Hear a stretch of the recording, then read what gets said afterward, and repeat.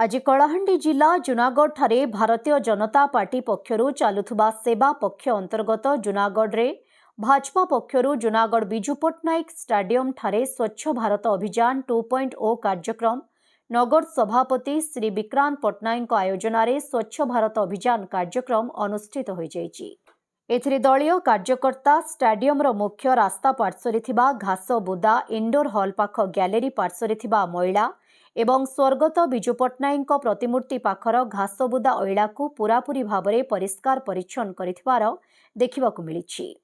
ए अभियान रो सफेई कार्यक्रम रे जुनागढ़ एनएसी रो सफेई कर्मचारी मध्य सामिल होई कार्यक्रम को साफल्य मंडित करिथिबार देखा देछि।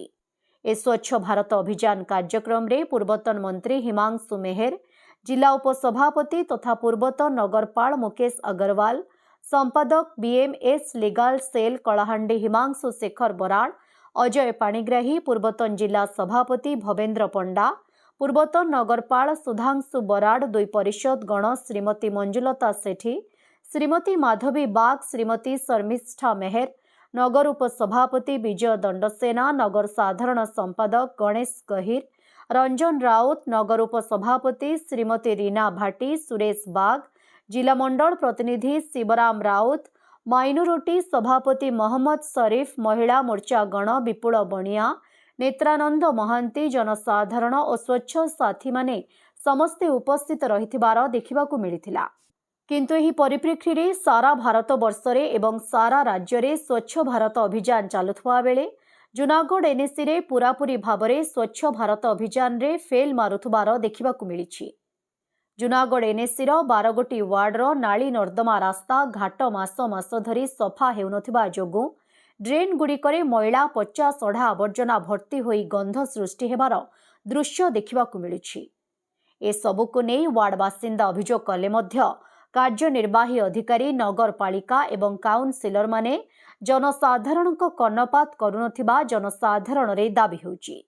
सूचना मुताबक जुनागढ़ एनएसी रो सैनिटाइजेशन एक्सपोर्ट विभिन्न समय रे अनुपस्थित रहुथुबारो मध्य सहरर स्वच्छतारे बाधा सृष्टि हेउथुबार बुद्धिजीवी महल रे दाबी हेउछि। जुनागढ़ रो प्रत्येक वार्ड एवं रास्ता घाटर नाल नर्दमा को पूरापूरी भावरे स्वच्छतार सहित साफ सफेई कार्यक्रम को किभली भावरे सुचारू रूपरे परिचालना करिबा सहित